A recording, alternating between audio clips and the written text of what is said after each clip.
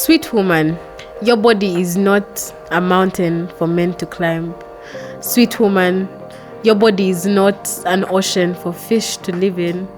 Sweet woman, your body is not a hotel for visitors to enter and then leave. So the poem that I read, Sweet Woman, it's a reminder for women, but it's also a reminder for me. As women, actually, value has been attached to us in concern to our bodies. And so this poem is really just a reminder that our bodies, yes, we need to take care of them, but also our bodies hold so much more. So there's just some certain things you're not supposed to do. Your body is not a mountain for men to climb. It's not an ocean for fish to just come and live in. It's not a hotel where visitors can just come and enter and leave. So what inspired you to pursue poetry? Why I chose poetry for me is because I'd been writing for a really long time. I think even in primary, but I used to write like short stories. I didn't know what poetry was until S1 when I went to high school and we're all doing literature and so it's a thing, and I say, this seems like something I would like. I fell in love with poetry so fast, and I think poetry also fell in love with me because I could choose other artistic expressions like dancing, but dancing has really run away from me. Can you explain to us your poetic style? I liked block poems. So what block poems are is that they are not stanzaed. So you see a poem and then it's just the poem in the way that it is, so it doesn't have stanzas. And why I liked block poems is because of how I started writing.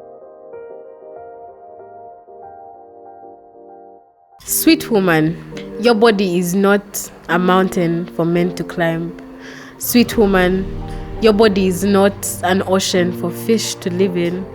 Sweet woman, your body is not a hotel for visitors to enter and then leave. So the poem that I read, Sweet Woman, it's a reminder for women, but it's also a reminder for me. As women, actually, value has been attached to us in concern to our bodies. And so this poem is really just a reminder that our bodies, yes, we need to take care of them, but also our bodies hold so much more. So there's just some certain things you're not supposed to do. Your body is not a mountain for men to climb. It's not an ocean for fish to just come and live in. It's not a hotel where visitors can just come and enter and leave. So what inspired you to pursue poetry? Why I chose poetry for me is because I'd been writing for a really long time. I think even in primary, but I used to write like short stories. I didn't know what poetry was until S1 when I went to high school and we're all doing literature and so it's a thing, and I say, this seems like something I would like. I fell in love with poetry so fast, and I think poetry also fell in love with me because I could choose other artistic expressions like dancing, but dancing has really run away from me. Can you explain to us your poetic style? I liked block poems.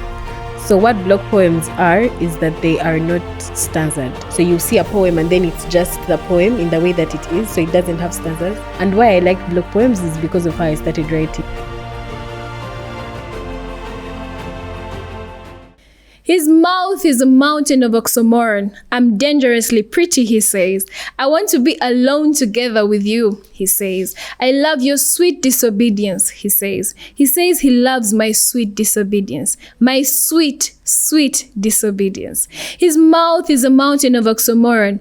Loving you is beautifully painful, he told me. Your voice sounds like a haunting melody, he told me. Because I remind him of his mother, an innocent tragedy, he told me. He told me I remind him of his mother, an innocent tragedy. This poem is titled Self-Portrait, from a collection of beautiful poems titled Be Still, There is Room for Growth, by Mitchelle. Mitchelle is a poet. She's a published author. She wrote her first collection of poems in 2021 titled Bring My Flowers to Nirvana. You should totally get it. She is also an enthusiast for creative work like singing, like writing. She's also a second-year law student from UCU, Uganda Christian University, and today we have the privilege to have her in the show with us. Thank you so much, Ms. for accepting our invitation to the podcast. Could you kindly introduce yourself to the audience? Hi, audience. My name is Mitchelle.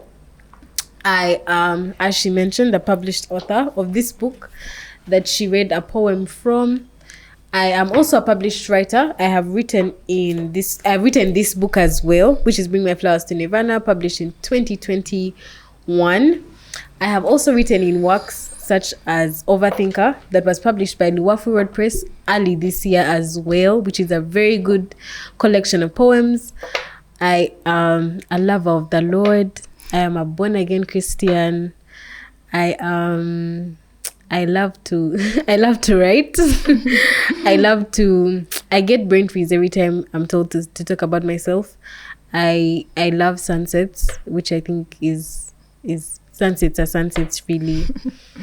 Yeah, I love taking walks.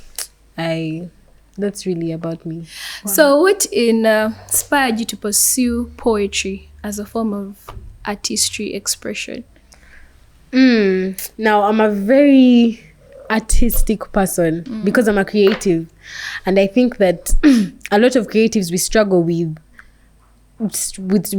finding just that one thing that we do, because say for example you're creative and then you paint and then you dance.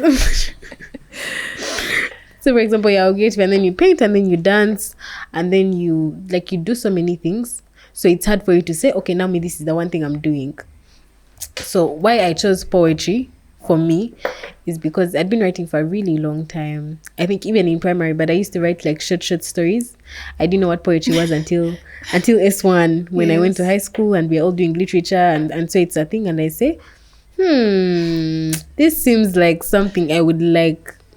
I fell in love with poetry so fast, and I think poetry also fell in love with me because I could choose other artistic expressions like dancing, but dancing has really run away from me. So poetry really, really comes easy to me, and I really, really like it. So that's why I chose to focus mostly on poetry. So that's why, for me, that was my thought process going into poetry for me. Wow, beautiful. Can you explain to us your poetic style? Initially, I liked block poems. So what block poems are is that they are not stanzas. So you see a poem and then it's just the poem in the way that it is. So it doesn't have stanzas. And why I liked block poems is because of how I started writing. I had just started writing my things. And so it seemed familiar for me to stick with that style of writing. But over time it has evolved into rhyme. And rhyme has a beautiful way in which it unfolds itself. Yes. We see this a lot with Shakespeare's work. There's a way in which even when they're stanzas, you can still hear the rhyme from like the first word to the last one, even though the words are different. Yes. And so for me, my poetic style is I'm more inclined to rhyme now. I'm sure that even as I continue to grow in poetry, I will grow. That is not to say that poems are limited to rhyme, because someone might now say, Mitchelle has said that the only way to write poems is make them rhyme. It's just something that I feel inclined to. It's my poetic style. Yes. And so, of course, even when I write poems that don't have rhyme, they're there. But the ones that I like to perform are the ones that have rhyme. Yeah, I also noticed your poems have a lot of rhyme in them, and it makes it interesting and beautiful.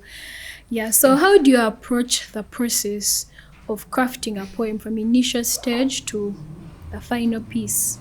So in initial, I think poets globally, some might argue with you, but all poets are very in tune with their emotions. It's just a thing. I think even the poets that are not in tune with their emotions write about not being in tune with their emotions.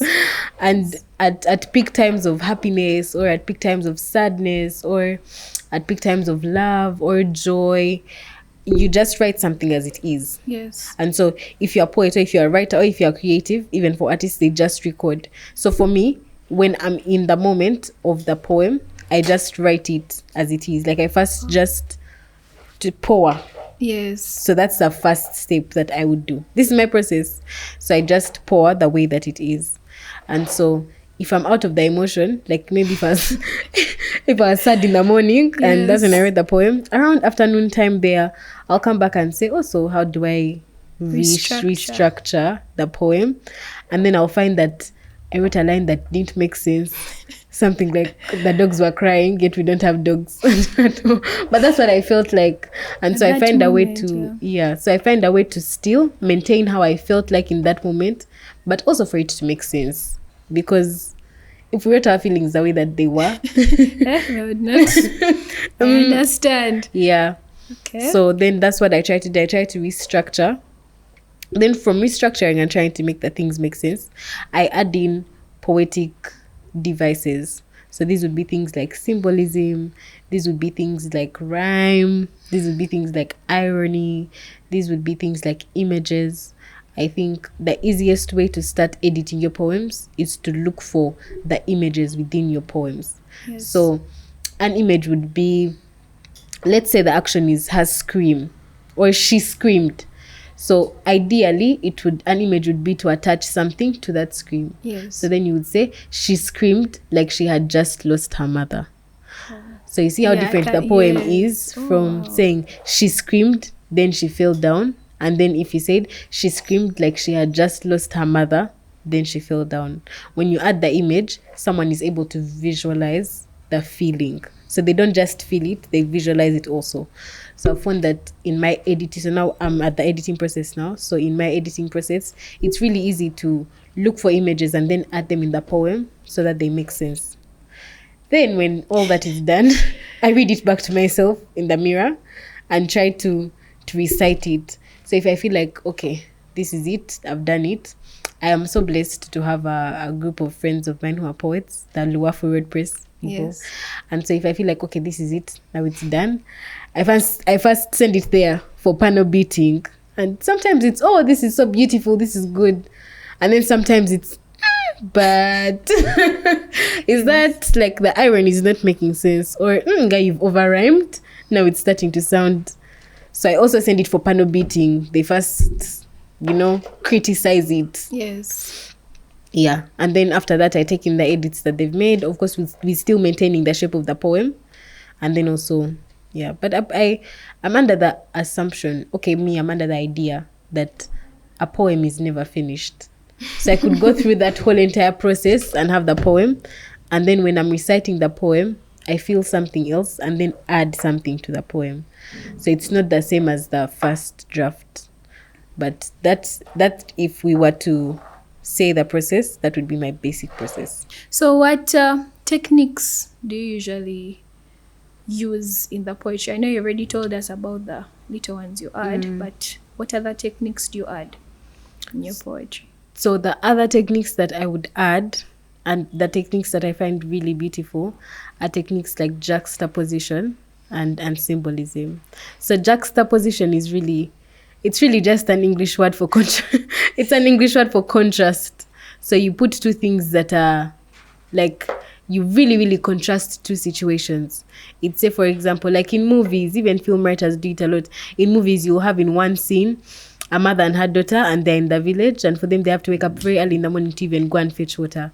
And then you have another scene of a mother and a daughter, and they're in a very modern house, and there's good furniture, and they're arguing about the Wi-Fi. So then that's juxtaposition.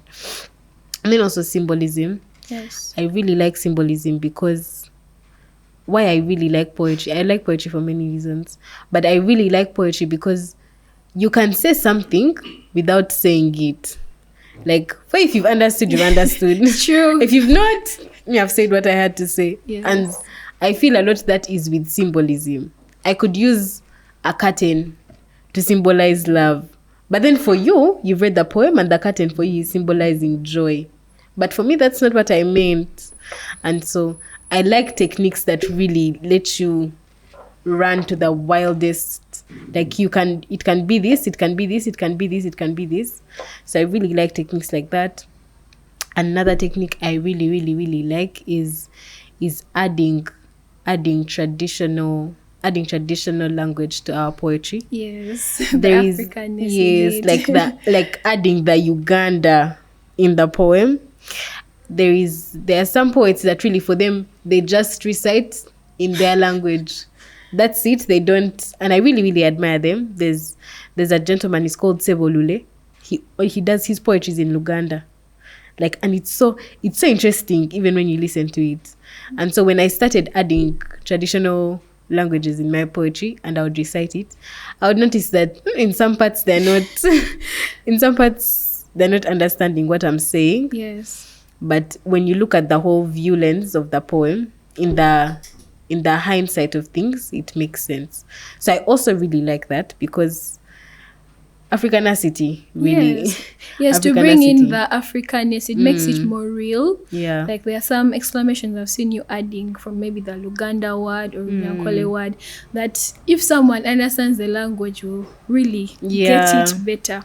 Because most people are focusing on English or, specifying maybe it's Luganda, but I love the fact that you're uniting both of them together. It brings a lot of creativity in your work. Yeah, so I've seen you participate in a lot of collaborations, meetings and readings. How has that affected your work? Both positively and negatively, because I'm a young writer. Yes.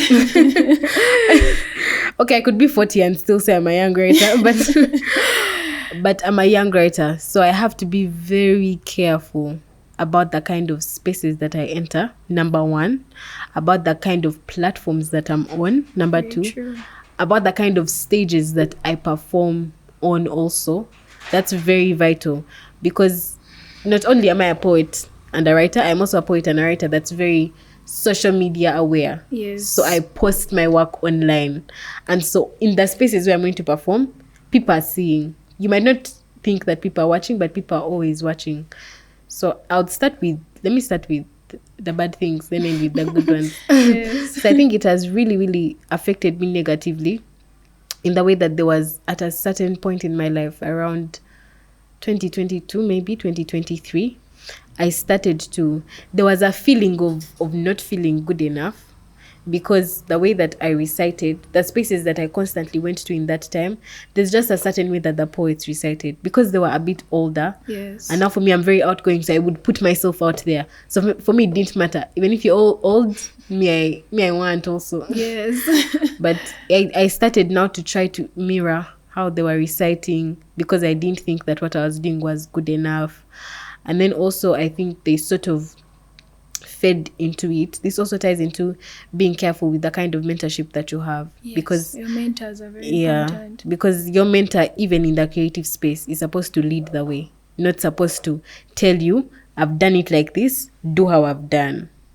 And so around 2023, that's when I got really, really good mentors in the creative space that would say, be yourself in your writing, be yourself in the way that you recite, be yourself in the way that you write. Do not allow someone else to take your art away from you, because then someone might want you to recite at their show because of the specific way that you recite, and now you're trying to change it for someone else. But I really, really struggled with it, to be honest, because that feeling of not being good enough, it's always going to stay. Even if you say, okay, no, let me just do my thing and recite the way I recite and be myself, empower myself, it's really, really hard. So that's a negative thing. Another negative thing is being taken for granted. Again, I think a lot of these things allude to age, which I do not like. Uganda is changing, but 2-3 years ago, young creatives were taken for granted. You're right. Oh my God. we were really, not they, we were really taken for granted, and it affected me so negatively, because even the good mentors that I had at that time, most of them are in the Lower Full Road Press Residency. Yes. Even the good mentors that I had would give me really good insights, because I recite also for charity, and I recite in church as well. But then there are some shows where I am paid to recite, yes, which is okay, because people are paying to enter your event. So I should also be paid to come and perform at your event. It's only if it's a business for you. Can also be business for me. Yeah. It's also business for me. You're right, by the way. And so I got advised really young. They said, no, Mitchelle, work on contracts. So I said, you know what? Yes. So I would draft my contracts and be very professional about the way that I handle things. And I think even around that time, there's someone that I was speaking to. I didn't perform at that show, obviously. But there was someone that I was speaking to, and he said, but Inga, you're being so professional about the thing. Just come perform, we give you transport. Yeah. I said, No. Excuse me.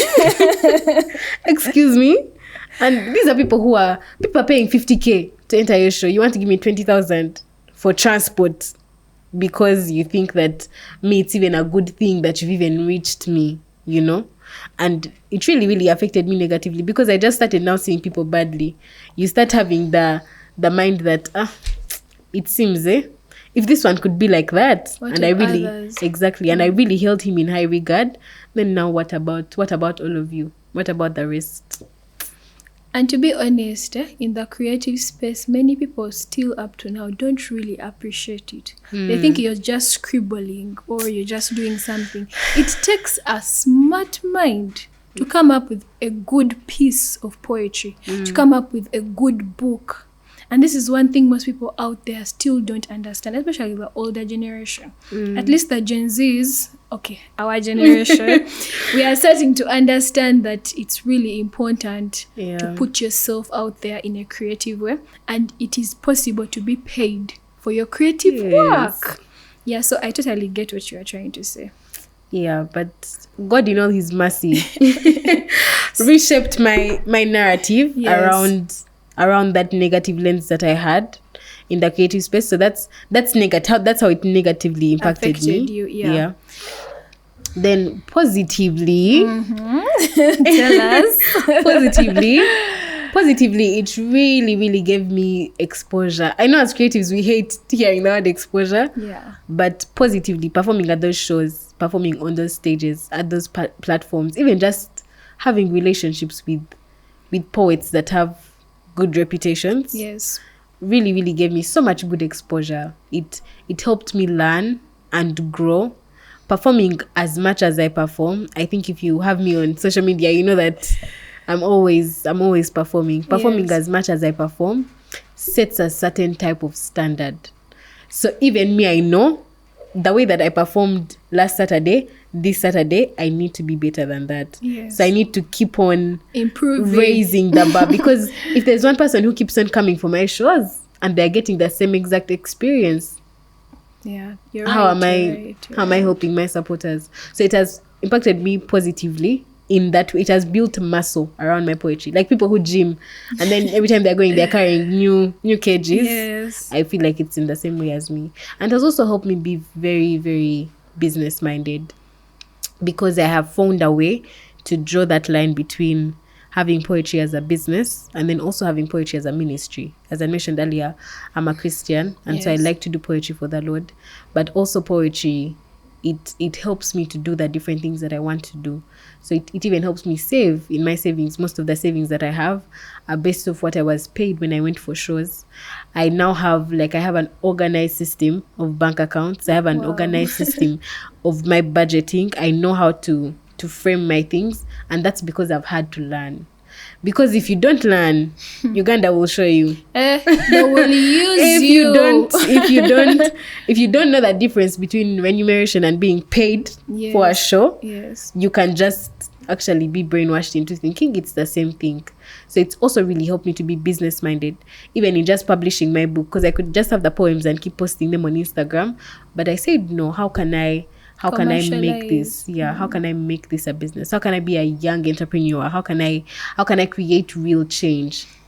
And so if someone sees me and they're like, hey, if she's that age and she has 2 books, what's the process? Let me also try and make some money out of my gift. And to be honest, poetry, most people see writing generally as something they cannot make money out of. Yeah. So if you could explain to these people that yes, I can make money out of this, or if they write a book or write poetry and they know I can go for poetry readings and get my 50K, people get encouraged and say, hey, I can write poetry. Let me start, commercializing it. But the problem is most people believe creatives do not deserve to be paid for their creative work. If they don't realize to be creative is not you don't have it on a silver platter. You actually have to do the work to reach there.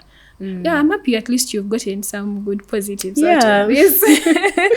So how do you approach criticism when it comes at you?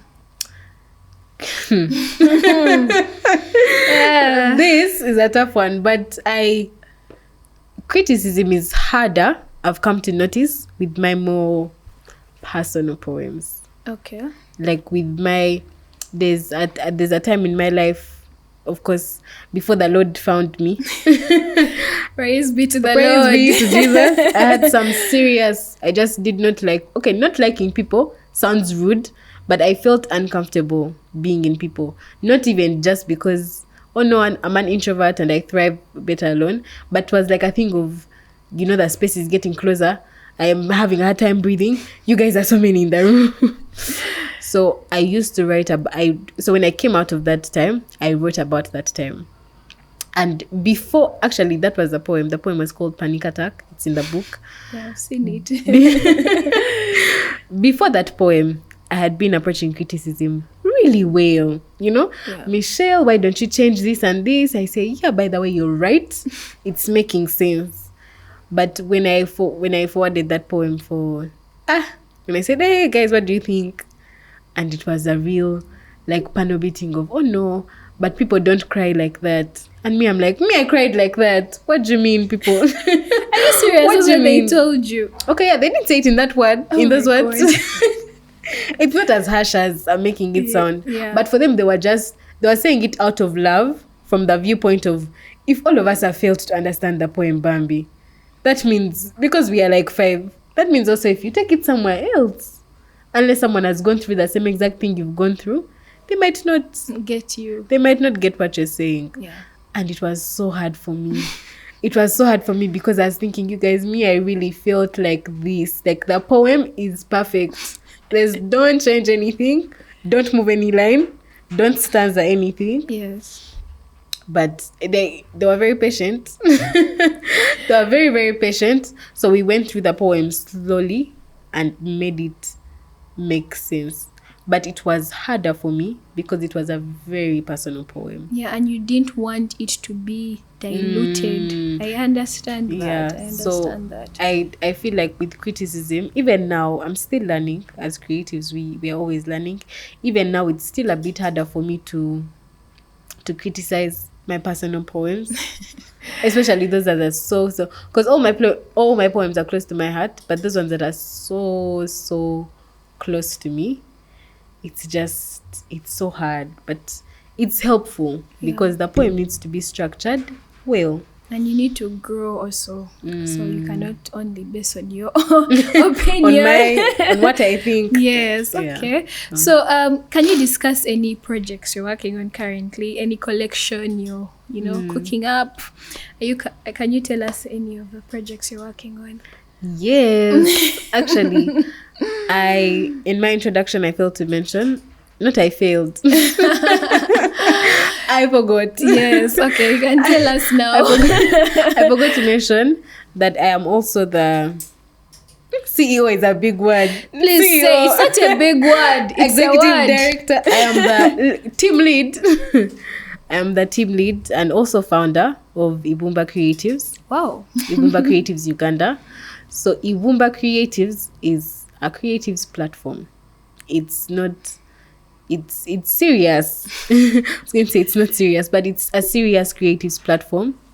And so what we do, it's just really an umbrella for where all creatives can just come and be in the same place. So we have artists, we have dancers, we have singers, we have people that paint, we have photographers, wow, we have poets, then we have writers. And so that's really what Ibumba Creatives is. So the current project that I am working on is to see how to enlarge our territories with Ibumba Creatives. So we want to go into small groups and go into communities in Uganda that are on the outskirts of Kampala. We don't want to now just limit to Kampala only. We want to go into the outskirts of Kampala and find talent and give them a platform. We have kids that can draw you. I'm looking at you and they're drawing you. Children, 10 years old, 12, 15, and they're in the village, but they have talented. Raw talent. We have kids in the village that can sing so well, but maybe because they don't sing in English, it's so hard to relate with them, which I don't think is a valid reason because we are Ugandan. Yeah, we are Ugandan. So we should be able to connect. So I want to start with young creatives, of course. So that's a project I'm working on. I am hoping to start on that project in May, around May, to see maybe if each month we can go to different communities and then have their work to be produced really in Kampala, because in the village it's really hard to, like the levels of income, the standards of living are really, but here in Kampala, people like those things. People like that you can draw for them a portrait. Yes. They like that you can write a book about them. They love watching dancers. That's something that they like to do. So I don't want us to concentrate in the city, but to also grow. So it's a long time project that I'm working on, but it's a project I'm starting under Ibumba Creatives. Wow, I love the creativity. Indeed, you're an enthusiast for creative work, because truly we don't appreciate creative thinkers enough. So when you're starting something that beautiful, really, it's so inspiring to someone out there. So where do you see yourself in 10 years? In 10 years, I'll be... No, I'm not saying my age on the public platform. Speak comfortably, please. In 10 years, I'll be a reasonable age. Let's just say that. So in 10 years, I see myself... I have 2 books now. In 10 years, I want to have 3 more. In 10 years, I want to have 3 more books that I have written, 3 more anthologies. Let me say that. Okay. Because Ibumba Creatives might write books that are not anthologies. And then... Yeah, so in 10 years, I want to have 3 more anthologies. Okay. In 10 years, I see myself finally done with law school. Oh, yeah. Oh, finally. Yes, you will be done. Yeah, I will. In 10 years, I see myself finally done with law school. Yes. I see myself creating real impact through telling stories. I see myself going out there and now not being limited by... Not to say campus is limiting, but not to be limited by the schedule of campus, and genuinely going out there and creating real impact in community, like holding people's hand through that thing. In 10 years, I see myself mentoring a lot of young poets. I love to teach. I have a passion for it. Any knowledge that I have, I love to teach it. So in 10 years, I see myself teaching young poets all that I have learned, not just in poetry, but in the creatives business as well. Passing down what was handed down to me, telling them, be professional, you can get paid for this, you can do this. So because I know in 10 years, the creative space in Uganda is going to increase. It really, really is. It's already growing. And so growing. I know that it's going to be a perfect place for me to be. In 10 years, maybe I'll be in a position of leadership, a national treasure to Uganda. Yes. We saw you aspiring to be our speaker of parliament, and yes, we are highly advocating for that. Have your vote? Yes, you do. So that's why I see myself in 10 years, roughly. I can't speak on, say, marriage or like the house or where I'm going to settle. Yes. But for now, in all God's goodness, in what I see God doing right now, I can see that that's the direction He's taking me.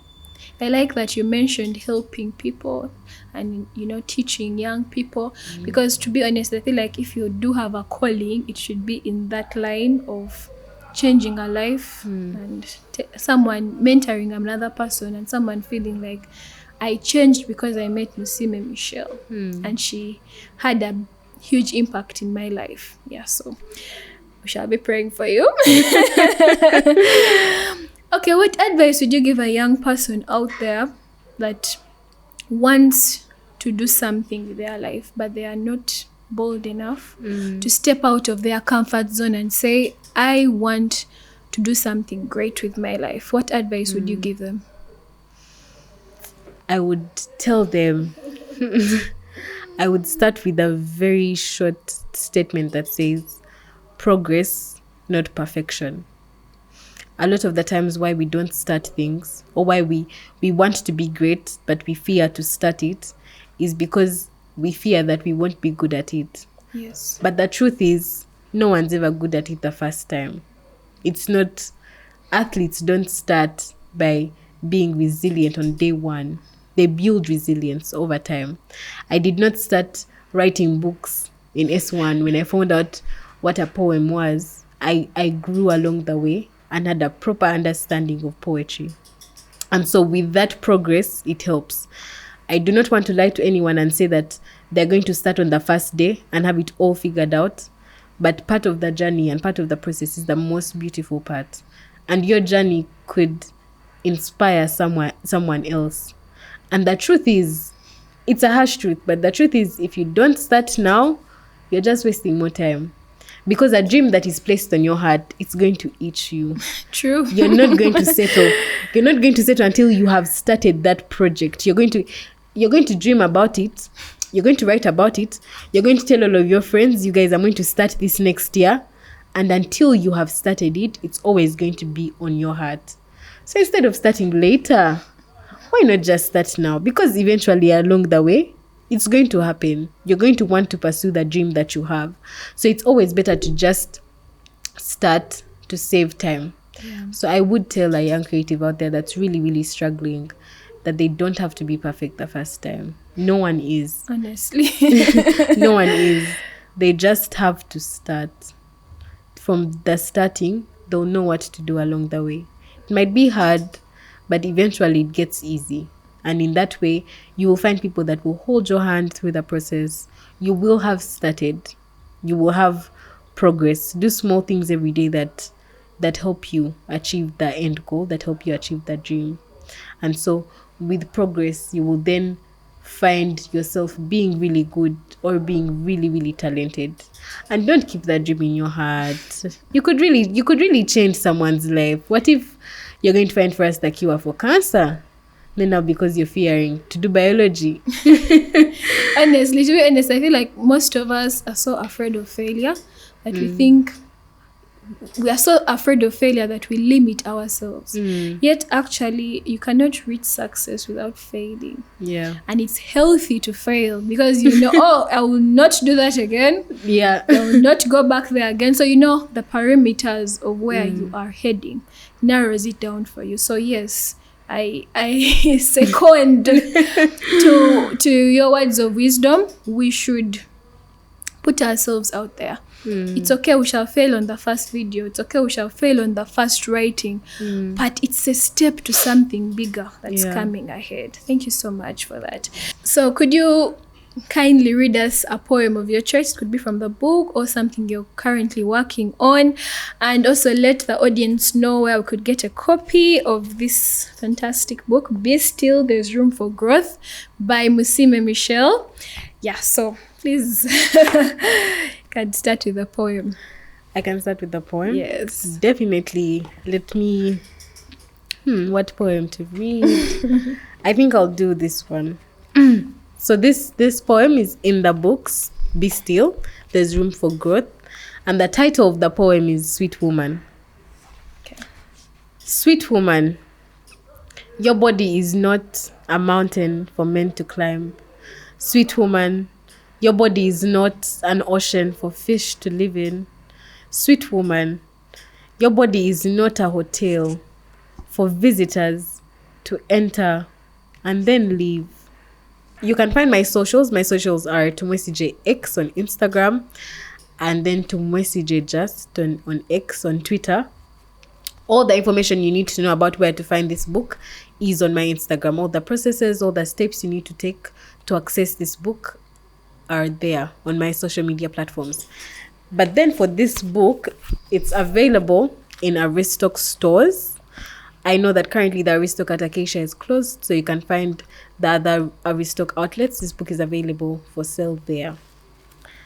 So, if we had to have a conversation about the poem. So the poem that I read, Sweet Woman, it's a reminder for women, but it's also a reminder for me.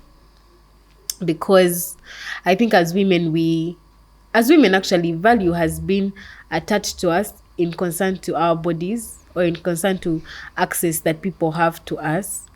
And so this poem is really just a reminder that our bodies, yes, we need to take care of them, but also our bodies hold so much more than us just being a body, because we have dreams, we have principles, yes, we have boundaries, we have aspirations, we have actually the Holy Spirit dwelling inside us.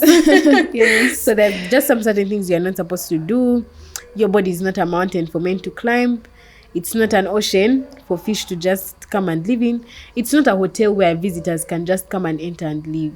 Your body is a home. Yes. If you have allowed someone to take up that much time and space, let them not be a visitor, because it's not a hotel. True. It's a temple.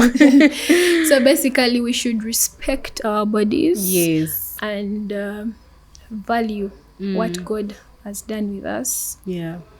And set boundaries. Not everyone should have access to that temple of the Lord. Yes. Thank you so much, Mitchelle, for honoring our invite and coming on the show. You are amazing. Thank you. Suddenly, we've come to the end of this beautiful podcast. Please, in case you have any questions for Mitchelle, put them in the comment section below. Like, subscribe, and follow us on all our social media platforms. My name is Jenny, and this is The Author's Mind.